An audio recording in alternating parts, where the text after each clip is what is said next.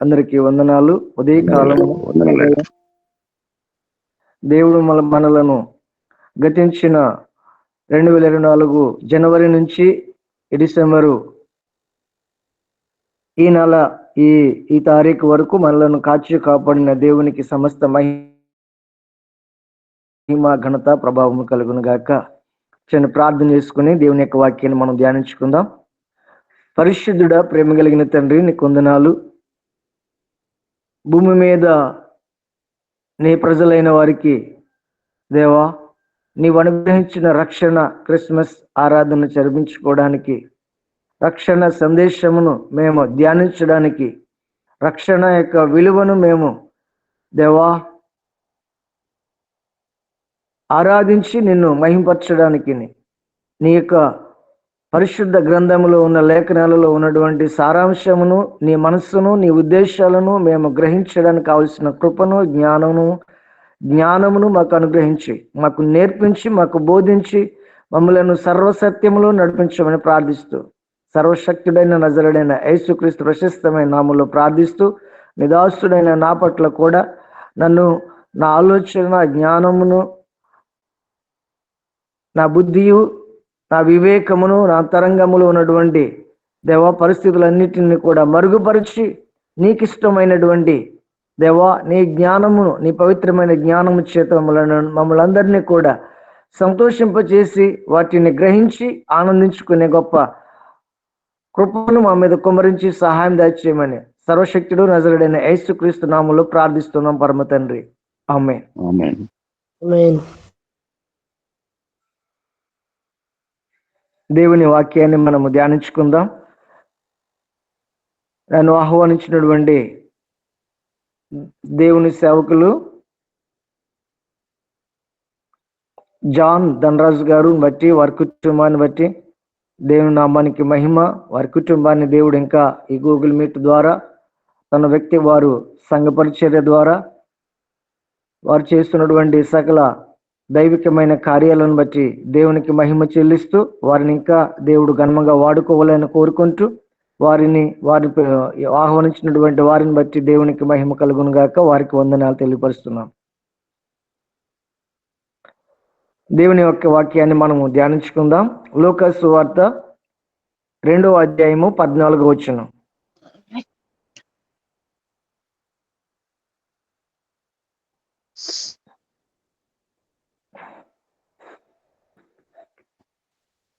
ఎవరైనా చదువుతారా? 2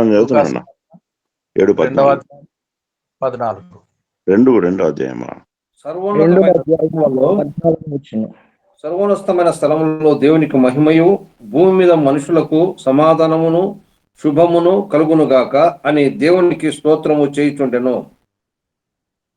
ఆమేన్. ఆమేన్.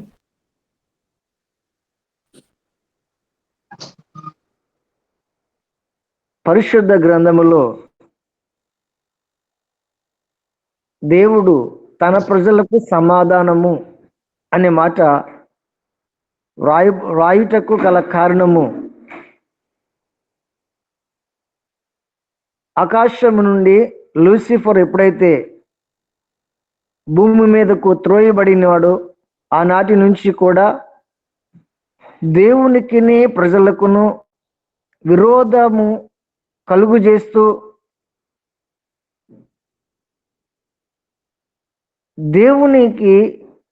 దేవుని యొద్దకు వెళ్లకుండగా తన ప్రజలను దుర్మార్గముతోనూ పాపముతోనూ మరణముతోనూ నింపి దేవుని ప్రజలకును సమాధానము లేకుండా చేస్తున్నటువంటి పరిస్థితులన్నీ కూడా ఆకాశమును త్రోయబడినటువంటి లూసిఫర్ ద్వారా జరుగుతున్న పరిస్థితులన్నిటిని చూసి దేవుడు ఏమన్నాడు అంటే గనక, భూమి మీద సమాధానము కలగాలి అని దేవుడు ఆది యందే తన ప్రజలతో మాట్లాడి ఉన్నాడు. ఆ మాటలను, ఆ సమాధానమును, ఆ పరిస్థితులన్నిటిలో కూడా దేవుడు తన ప్రజలకు సమాధానం ఇవ్వాలి. నేను నా ప్రజలు కూడా కలిసి జీవించాలి. యోహాను సువార్తలో 15వ అధ్యాయంలో ఈ మాట 6-7 వచనాల్లో ఉంటుంది. నీవు నన్నును నీవు నాలోను నేను నీలోను కలిసి ఉన్నప్పుడు, కలిసి జీవిస్తున్నప్పుడు, దేవుని మాటలను మనలో ఉన్నప్పుడు ఖచ్చితంగా పరిశుద్ధాత్మ దేవుడు సమాధానం అనే ఫలమును మనలో ఉంచుతాడు. ఆ సమాధానము ప్రజలలో, దేవుని యొక్క ప్రజలలో, దేవుడు సృష్టించిన ప్రజలలో, దేవుడు నియమించుకున్న ప్రజలలో, దేవుడు కలుగు చేసుకున్నటువంటి ప్రజలలో దేవుని సమాధానము లేకుండగా లోకాధికారి యొక్క పరిస్థితులు ప్రజల మీద ఏలుబడి చేస్తున్నప్పుడు సమాధానం కోల్పోయిన పరిస్థితులు మనకు కనిపిస్తున్నాయి.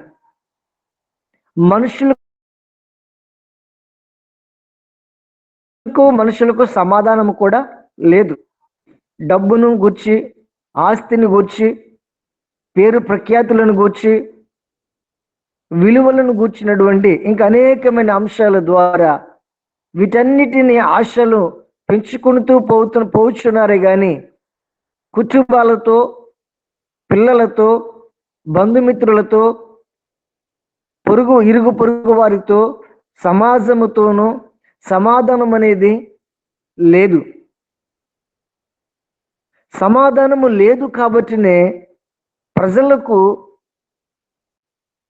ఇబ్బందులు ఎదురవుతున్నాయి, శ్రమలు ఎదురవుతున్నాయి, కష్టాలు ఎదురవుతున్నాయి, అనేకమైనటువంటి గొడవలు కూడా ఎదురైపోతున్నాయి. పూర్వకాలమున ఇంచుమించు 50 సంవత్సరాల కిందట మనం చూసినట్లయితే గనుక అప్పుడు సమాజంలో పెద్దలు నియమించినటువంటి పద్ధతుల ద్వారా ఆప్యాయతలు, అనురాగాలు, ఒకరినొకరు ఆత్మీయంగా పలకరించుకోవడము, ఒకరినొకరు గౌరవించుకోవడము, ఇవన్నీ జరుగుతూ ఉండేవి. ఆ విధముగా పూర్వకాలమున ఉన్నటువంటి సంగతులు 50 సంవత్సరాల కిందట ఉన్నటువంటి పరిస్థితులు శాంతిగా, సమాధానంగా, ఏమి ఉన్నా లేకపోయినా కానీ మనుషుల మధ్యలో ఆప్యాయతలు ఉండేవి. మనుషుల మధ్యలో ప్రేమ, అనురాగాలు కనిపించేవి. ఈ రోజులలో అన్నీ ఉన్నాయి కానీ అవి కనిపించట్లేవు. ఏమీ లేనప్పుడు సమాజాలలో ఆప్యాయతలతోనూ అనురాగాలతో నిండిపోయేవి. ఆ యొక్క మంచితనంతో కూడా ఆ మంచి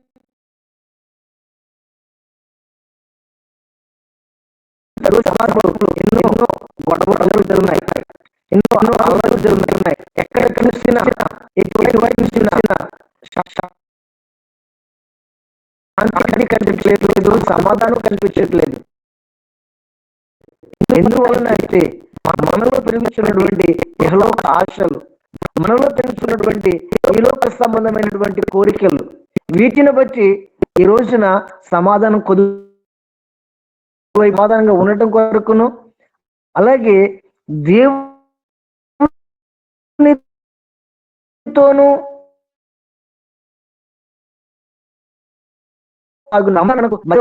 యేసుక్రీస్తు వారు వచ్చారు. యేసుక్రీస్తు వారు వచ్చారు కనుకనే మనకు సమాధానము దొరికింది. పూర్వకాలమున ఆ సమాధానము బలుల ద్వారా దొరికేది, యజ్ఞాల ద్వారా దొరికేది, తపస్సుల ద్వారా దొరికేది. మనశ్శాంతి మనశ్శాంతి కొరకు ఎన్నెన్నో కార్యక్రమాలు, కార్యకలాపాలు చేసేవారు ప్రజలు. మనశ్శాంతి కోసం సమాధానం వెతుకుతూ ఉన్నారు కానీ దొరకట్లేదు. ఒక ప్రశ్నకు సమాధానము ఉన్నట్లయితే గనక ఉంటే వెంటనే ఆ ప్రశ్నకు జవాబు దొరికిన వెంటనే విద్యార్థులు ప్రశ్నకు జవాబు రాసిన తర్వాత దానికి ఎన్ని మార్కులు వేయాలో టీచర్ దానిని దిద్దినప్పుడు తెలుస్తుంది.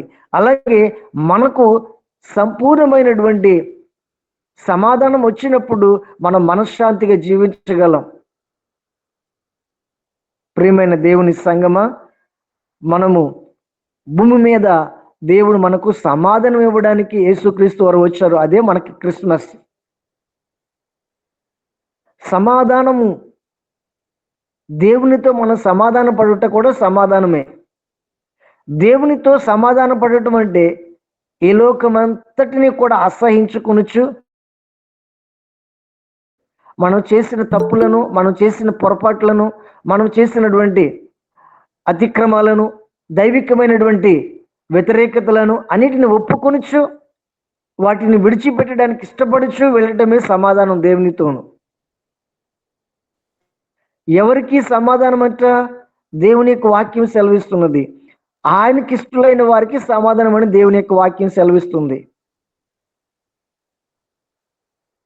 భూమి మీద 850 కోట్లకు పైగా ఉన్నటువంటి ప్రజలు ఉన్నారు. వీరిలో సమాధానం లేని వారు ఎన్నో అంశాలు ఉన్నాయి.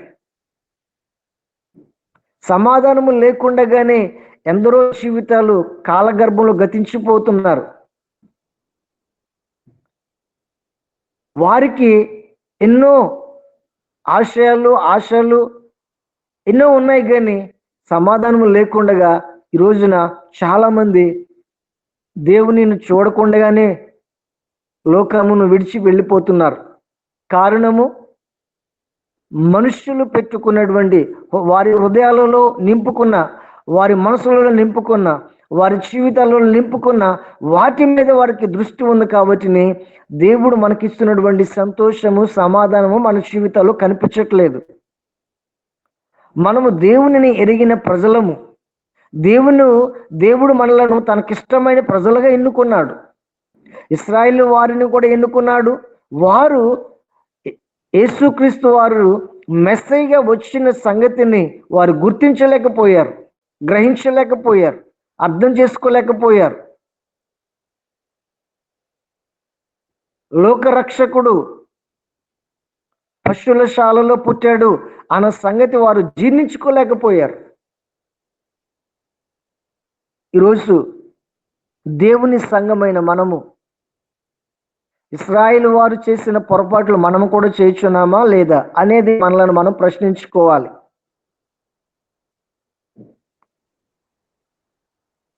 అలా ప్రశ్నించుకున్న తరువాత దేవుడు మనలను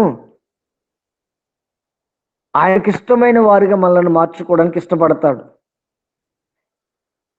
యోబు అన్ని ఉన్నా కానీ అన్ని ఇచ్చినవాడు ఆయనే, అన్ని తీసుకున్నవాడు ఆయనే. మధ్యవర్తిగా వచ్చినవాడు లోకాధికారి వచ్చినా కానీ లోకాధికారిని మనసును ఉంచుకోలేదు, పరిస్థితులను ఉంచుకోలేదు. కానీ ఒకవేళ దేవునికి ఇష్టమైతే ఇది చేయడం, ఆయనకి ఇష్టమైతే కనుక ఆయన చిత్తమే నెరవేరాలని కోరుకున్నాడు. అప్పుడు దేవుని నుండి సమాధానం యోబు కలిగింది. మనుషుల ద్వారా సమాధానం కలగలేదు. మనుషులు రెచ్చగొట్టారు తప్ప యోబుని బాధ పెట్టారు, రెచ్చగొట్టారు, ఇంకా కృంగదీశారు, కానీ యోబుని దేవునికి అనుకూలంగా మాట్లాడలేదు యోబు గురించి. అప్పుడు దేవుడు అంటున్నాడు, ఇదిగో నా సేవకుడైన యోబు ఇంత శ్రమలో ఉండి కూడా నా గురించి నన్ను మహింపరుస్తూ, నన్ను ఘనపరుస్తూ, నా విలువను తెలుసుకొనొచ్చు, ఇంకను మీ మధ్యన నా గురించి ఇంకా యథార్థంగా మాట్లాడుతున్నాడు. అందును బట్టి నేను యోబుని ఇంకా దీవించడానికి ఇష్టపడుతున్నాను అన్నాడు.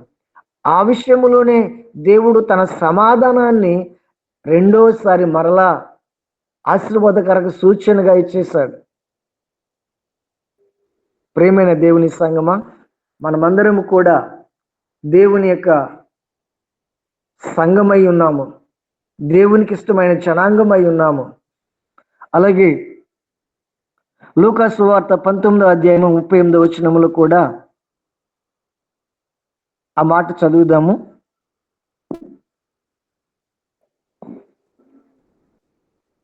లూకా సువార్త 19:38 వచనం. 38 వచ్చు రాజు స్తుతింపబడును గాక.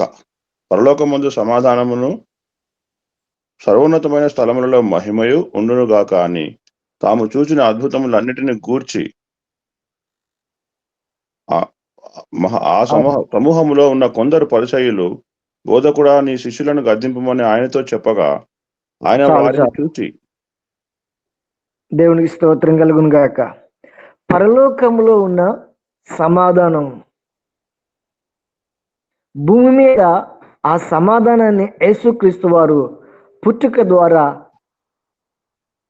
ఇశ్రాయేలు వారికి, అలాగే రక్షణ లేకుండా నశించిపోతున్న చీకటిలో ఉన్న పాపములోను మరణములోను ఊబిలో ఉన్నటువంటి మనకు ఈ రక్షణ ద్వారా, యేసుక్రీస్తు పుట్టుక ద్వారా దేవదూతలు కూడా ఆయన గురించి చెప్పబడిన మాట ఇది. యేసుక్రీస్తు వారు పుట్టినప్పుడు భూమి మీద ఆయనకిష్టులైన మనుషులకు సమాధానము అన్నారు. ఆదాము నుండి చూసినట్లయితే గనుక పరలోకములో నుంచి సమాధానాన్ని కొందరే పొందుకున్నారు, అందరూ పొందుకోలేదు.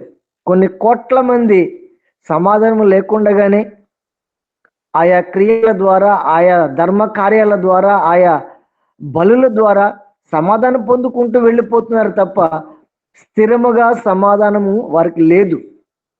ఈ రోజున యేసుక్రీస్తు వారి పుట్టుక ద్వారా సమస్త జనులకు కూడా, ఆయనను సమీపించిన వారిని, యేసుక్రీస్తుని వెంబడించిన వారిని, యేసుక్రీస్తు వారిని ప్రేమించిన వారికి పరలోక సంబంధమైనటువంటి సమాధానాన్ని మనుష్య కుమారుడైన యేసుక్రీస్తు ద్వారా మనకు ఆ సమాధానము దొరికింది.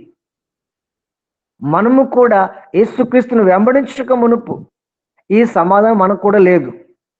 ఎప్పుడైతే యేసుక్రీస్తు వారు మనలను దర్శించారో అప్పుడే మన హృదయాలలో సమాధానముతో నింపబడ్డాయి. ప్రతి ప్రశ్నకు సమాధానము, ప్రతి ఒక్క పరిస్థితికి సమాధానము, ప్రతి ఒక్క ఇహలోక సంబంధమైన ప్రతి దానికి కూడా మనము విడుదల పొంది మన సమాధానముతో జీవిస్తున్నాం. ఈ సమాధానము పరలోక సంబంధమైనది. మనుషులు ఇచ్చే సమాధానము కాదు, మనుషులు ఇచ్చే ఆదరణ కాదు, మనుషుల ద్వారా దొరికేటటువంటి ఈ లోక సంపద కాదు. దేవుని నుండి మనకు ఎల్లప్పుడూ కూడా సమాధానముతోనే ఉండమని సెలవిచ్చాడు.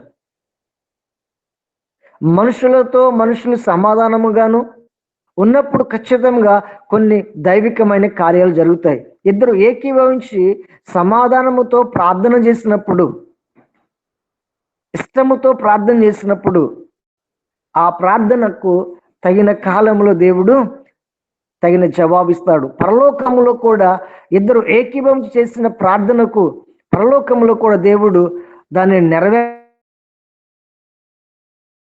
కోరుకుంటాడు. ఆమెన్ అంటాడు ఆయన కూడా.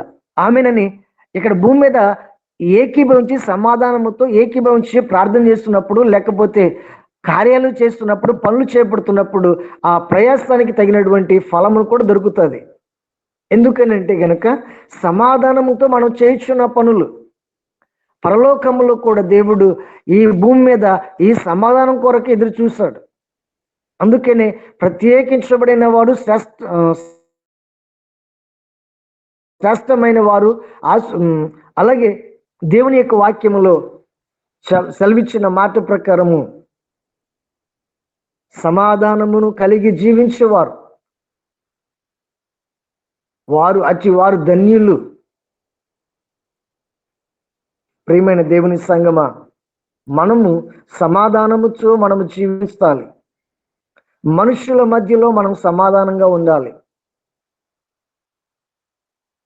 యేసుక్రీస్తు వారు అన్నారు, మీలో ఎవరికైనా ఒకరి మీద ఒకరికి అభ్యంతరం కలిగినప్పుడు మీరు బలిస్తున్నప్పుడు ఆ బలిని నిలిపివేసి ఒకరితో ఒకరు సమాధానపడి, మొట్టమొదటి సమాధానపడి అప్పుడు మీరు బలి ఇవ్వాలి అన్నారు.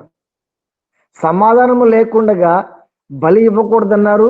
సమాధానము లేకుండా, పాపం ఒప్పుకోలు లేకుండా యేసుక్రీస్తు రక్త మాంసములలో కూడా పాలు పుచ్చుకోకూడదని దేవుని యొక్క వాక్యం సెలవిస్తుంది.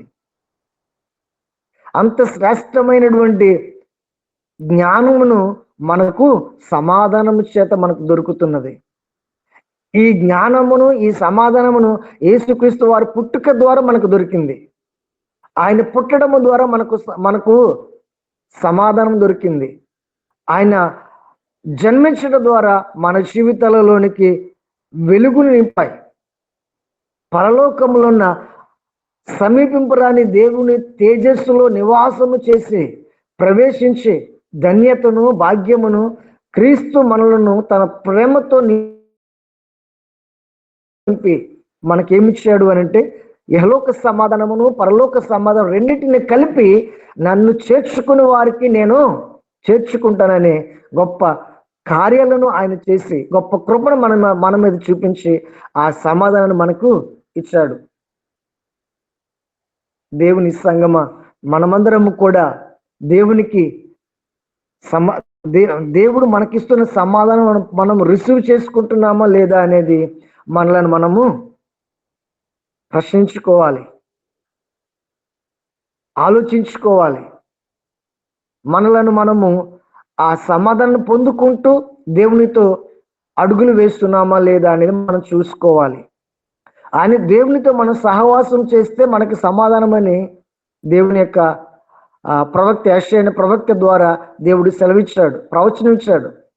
ఆ ప్రవచనమును కూడా చాలా మంది కొందరే ఆ ప్రవచనాన్ని నెరవేర్చుకోవడానికి ఇష్టపడ్డారు, కొందరు మాత్రము ఆ ప్రవచనాన్ని నిర్లక్ష్య పెట్టారు. ఎందుకొరకు అంటే కనుక లోకములో విస్తారమైన పనులను చూసి దేవుడు కావాలి, లోకము కావాలి అంటే కనుక దేవునితో ఉండే సహవాసము దొరకదు, దేవునితో మనకు దేవుని వలన కలిగే సమాధానం మనకు దొరకదు. ఈ లోకములో ఉన్నదంతా కూడా మనకు తెలుసు, శరీరాశ, నేత్రాశ, జీవపు డంబం అని తెలుసు. ఇవన్నిటిని మనం జయించాలంటే దేవునితో సహవాసం చేసినప్పుడు, సమాధాన పడినప్పుడు వాటిని జయించగలం. ఈ సమాధానము నాకును కూడా కావాలని దేవుని యొక్క వాక్యము మనకందరికీ కూడా తెలియపరచబడుతుంది. ఎవరైతే ఒప్పుకుంటారో ఆ సమాధానమును మన కుటుంబాలకు దొరుకుతుంది. ఈ రోజులలో మనము జ్ఞాపకం చేసుకున్నప్పుడు కుటుంబ విషయాలలో కానీ, సేవ విషయాలలో కానీ, పిల్లల విషయాలలో కానీ ఐక్యత కోల్పోవడం గల కారణము సమాధానం లేకపోవడమే, తగ్గింపు లేకపోవడమే, ఒకరినొకరు దీనత్వముతో ఆప్యాయతతో ఆదరించుకోకపోవడమే. మనకి ఎన్ని పనులు ఉన్నా కానీ ఆ పనుల మీద ఉన్న భారమును, ఆ పనుల మీద ఉన్నటువంటి ఒత్తిడి మనము అనేకమైన విషయాల మీద మనం చూపిస్తూ ఉంటాం. అందువలన మనకు ప్రేమ తగ్గిపోతుంది, ఐక్యత తగ్గిపోతుంది, సమాధానం కూడా తగ్గిపోతుంది. దేవుడు మనలో ఏముంచాడు? ఆయన సమాధానాన్ని మన హృదయంలో, మన అంతరాత్మలో ఉంచాడు. ఆయన సమాధానం మన హృదయంలో లేనప్పుడు, ఆయన వాక్యం మనలో హృదయంలో లేనప్పుడు మనలో నుంచి ప్రేమ రాదు. ప్రేమగా మనము జీవించలేం, ప్రేమగా సమాధానంగా మనము ఇతరులతో సంభాషించలేం.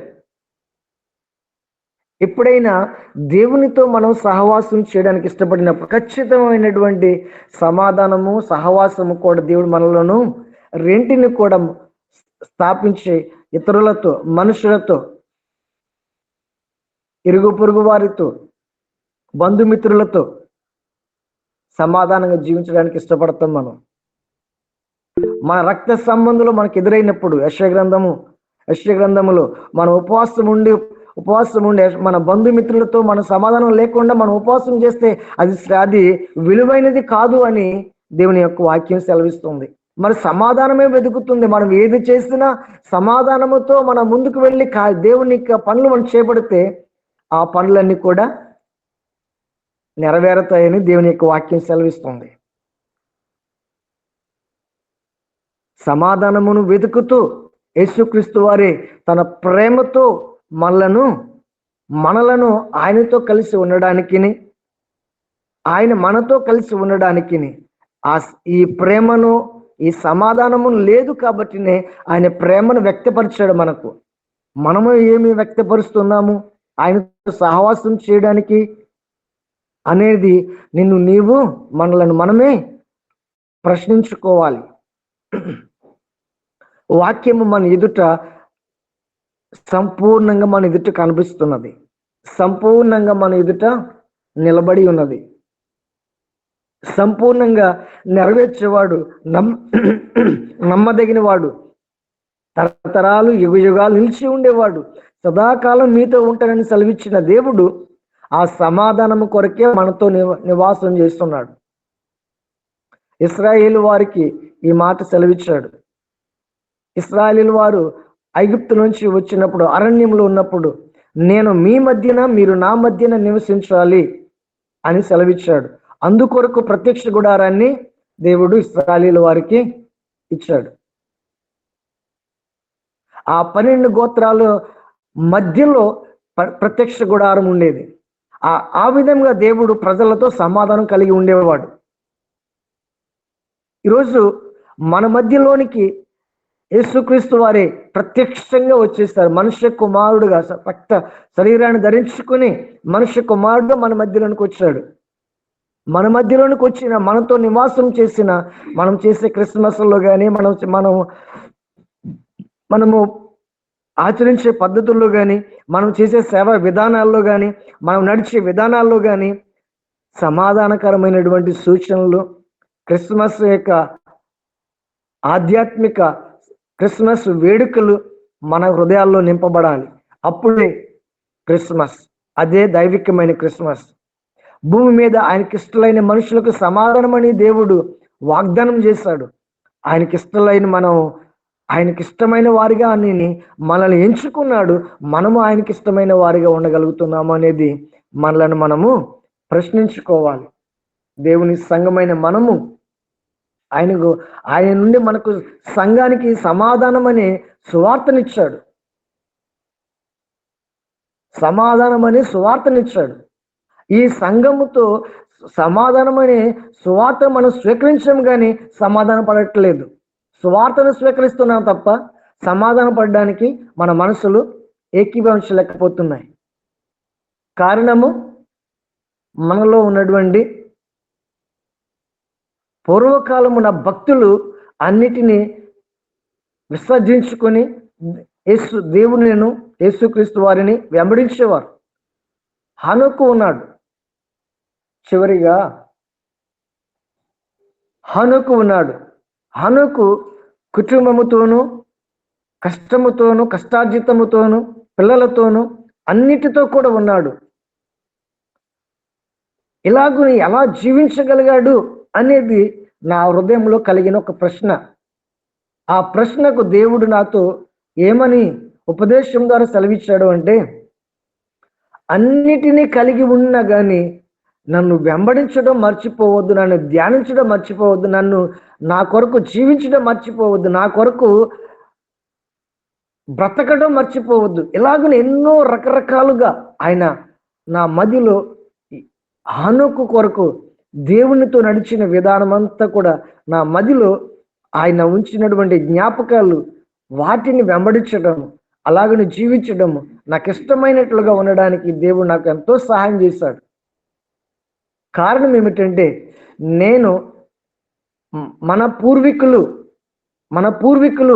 ఎలాగైతే దేవునిని విశ్వాసము ద్వారా వారు ఎలాగైతే నడుచుకున్నారు, నమ్మకం ద్వారా ఎలాగైతే నడుచుకున్నారు, అంతకంటే మన ముందుకు వచ్చిన దేవుడే మనుష్య కుమారుడిగా మన మధ్యకు వచ్చాడు. కాబట్టి ఆ రూపాన్ని మనం చూడగలుగుతున్నాం కనుక, ఆ ప్రత్యక్షత మనం పొందుకోగలుగుతున్నాం కనుక, ఆ దైవ దర్శనం మనం పొందుకోగలుగుతున్నాం కనుక, మనం ఇంకా అంతకంటే మన పూర్వీకుల కంటే మనం గొప్పవారిగా, ఇంకనూ దేవునితో ఆప్యాయంగా, దేవునితో సమానంగా అంటే కనుక యేసుక్రీస్తు వారు హెబ్రీయులకు రాసిన పత్రికల్లో అపోస్తలుడైన పౌలు గారు చెప్పిన మాట ఏమిటంటే, మీరు నా కృపా సింహాసనం మీదకు చేరుకోవడానికి నేను మిమ్మలను నా కృప ద్వారా చేర్చుకుంటాను అని దేవుని యొక్క వాక్యం సెలవిస్తుంది. అంటే దేవుడు ఏమన్నాడంటే కనుక, మనలను ఆయన కృపా సింహాసనం దగ్గరకు చేరుకునే గొప్ప ధన్యతనిచ్చాడు. ఎవరైతే నన్ను వెంబడిస్తారో మీరు నేను ఉండే స్థలంలో మీరు కూడా ఉంటారు. అది సమాధానంతో దేవుడు తన ఒక్క వాగ్దానం మనకు చేశాడు. ఆ వాగ్దానాన్ని స్వతంత్రించుకోవడానికి ఈ రోజున మనము సిద్ధపడాలి, ఇష్టపడాలి. సహవాసము చేస్తే సమాధానము, దేవునితో సహవాసం చేస్తే సమాధానము అన్నిటికి కూడా, అన్ని ప్రశ్నలకు, అన్ని పరిస్థితులకు దేవుడే తగిన కాలములో, తగిన సమయంలో సమాధానం ఇచ్చి మనలను నడిపిస్తాడు. మోషే ఎంత గొప్ప ప్రావీణ్యం పొందినా కానీ దేవుని సమాధానం లేదు. ఈరోజు మనకు లోకములో ఎన్నో ఘనతలు ఉన్నాయి. వాటిని చూసుకుంటూ మనం ముందుకు వెళ్ళామా దేవుని ఘనతను పొందుకోలేం, దేవుని సమాధానాన్ని పొందుకోవడానికి మనము ఈ లోకములో ఉన్నవన్నీ కూడా అడ్డుకుంటాయి. వాటిని ఉంచుతూ వాటిని అధిగమించుకుంటూ ముందుకు వెళితే గనక అప్పుడు దేవుని నుండి మనకు ఈ లోకంలో ఉన్నదంతా కూడా దేవా నువ్వు నాకు ఇచ్చినదే అని మనం ఎప్పుడైతే ఒప్పుకుంటూ దేవుని యొద్దకు వెళతామో, వాటిని మరిచి, ఈ లోకంలో ఉన్న వాటిని మరిచి దేవుని నుండి మనకు వచ్చే జ్ఞానము కానీ,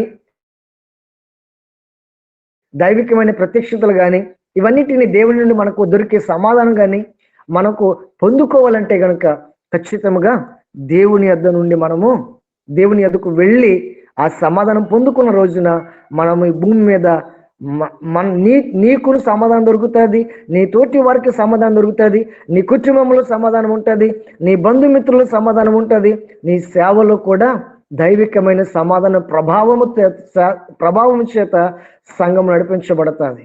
అట్టి కృపలతో ఈ భూమి మీద తనకిష్టమైన వారికి సమాధానమని సెలవిచ్చిన మాటలను దేవుడు మన ద్వారా ఈ క్రిస్మస్ దినాలలో యేసుక్రీస్తు పుట్టుక ద్వారా ప్రజలందరికీ కూడా సమాధానం సెలవిచ్చాడు. తనకిష్టమైన వారికి ప్రత్యేకమైన సమాధానం సెలవిచ్చాడు. ఆ సమాధానాన్ని, ఆ యొక్క గొప్పతనాన్ని, ఆ యొక్క దైవత్వాన్ని మనం సంపాదించుకోవడానికి దేవుడి మాటలను తెలియపరిచాడు కనుక మనం సిద్ధపడదాం.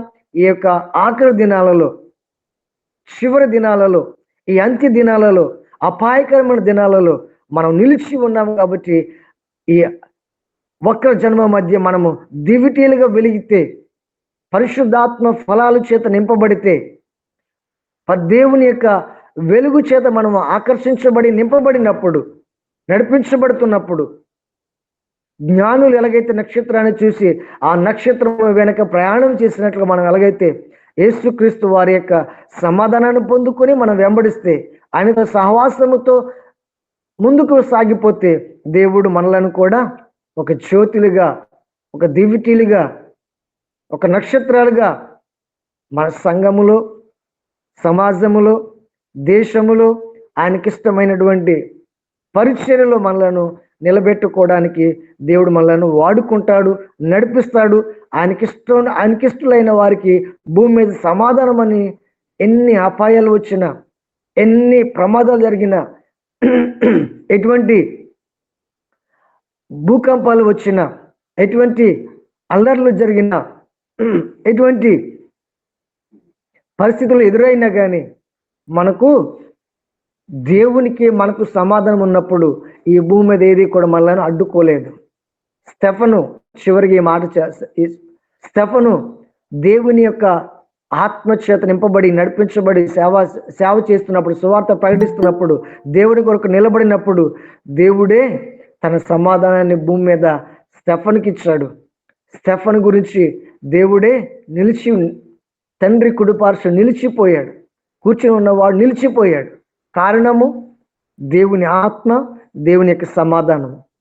ఈ సమాధానము చేతనే దేవుడు కూడా తన ప్రజల పట్ల ఎంత గౌరవము, ఎంత ఘనతను, ఎంత కీర్తి ఇస్తున్నాడు అంటే గనక తన ఉన్నతమైన స్థానమును కూడా, తన యొక్క దైవికమైనటువంటి ప్రభావాన్ని ఎప్పుడైతే తన ప్రజలైన వారికి సమాధానమును ఇస్తున్నాడు, ఇష్టలైన వారికి సమాధానం ఇస్తున్నాడు. రోమీలకు రాసిన పత్రికలో కరువైన, ఖడ్గమైన, ఉపద్రవమైన ఏది వచ్చినా నీ ప్రేమ నుంచి నన్ను ఎడబాపలేదు అని సెలవిచ్చిన వాక్యము ఉన్నది. ఆ వాక్యము సమాధానముతోనే నెరవేర్చబడుతుంది, ప్రేమతోనే నెరవేర్చబడుతుంది. ప్రేమైన దేవుని సంగమ, మనమందరము కూడా ఈ క్రిస్మస్ వేడుకలలో మనం ఎంత ఘనముగా దేవుని గణపరచాలని కోరుకుంటున్నామో, ఆ భూమి మీద తనకిష్టమైన వారికి సమాధానం సెలవిచ్చిన వాక్యము మనలో నెరవేరినప్పుడు మనము చేసిన క్రిస్మస్ ఆరాధనలు పబ్లిక్గా చేసినా కానీ, సంఘముగా చేసినా కానీ అది దైవికమైనటువంటి సంతోషం కలుగుతుంది, దేవునికి ఆనందం కలుగజేస్తుంది. అలాంటి సహవాసముతోనూ సమాధానముతోనూ క్రిస్మస్ను జరిపించుకోవాలని కోరుకుంటూ దేవుడి మాటలు దీవించును గాక. ఆమేన్. ఆమేన్. ఆమేన్. ఆమేన్. ఆమేన్. సమాధాన పరచును యేసు రక్తము, సమస్యలన్నీ తీర్చును యేసు రక్తము, యేసు రక్తము, యేసు రక్తము, సంపూర్ణ శాంతినిచ్చును యేసు రక్తము. ప్రియులారా, యేసు పుట్టుక ద్వారా, యేసు జననము ద్వారా పరలోకములో ఉన్న సమాధానము భూమి మీద ప్రజల మధ్య ఉండునుగాక. యేసు పుట్టకపోయి ఉంటే, యేసు జన్మించకపోయి ఉంటే ఊహించ శక్యము కాదు. ఇప్పుడు మనకు ఇవ్వబడిన సమాధానము, ఇప్పుడు మనకు ఇవ్వబడిన, మనము పొందుకొని ఉన్న సమాధానము, దేవునికి స్తోత్రం కలుగునుగాక. ఎఫెసీ పత్రికలో ఒక మంచి మాట చూస్తాము. ఎఫెసీ పత్రికలో 6:24 ఆఖరి మాట. మన ప్రభువైన యేసుక్రీస్తును శాశ్వతమైన ప్రేమతో ప్రేమించు వారికి అందరికీ కృప కలుగును గాక. కృప కలుగునుగాక.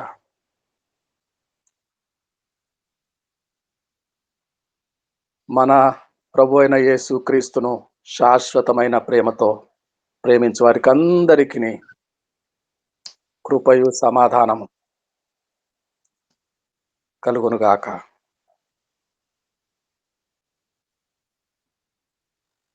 ప్రార్థించుకుందాము.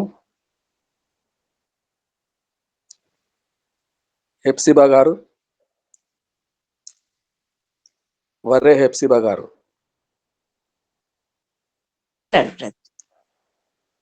అమ్మ ప్రార్థన చేస్తారా క్లుప్తముగా? లేదు మీరు చేయండి. ఇమానుయేల్ గారు, ఇమానుయేల్ గారు,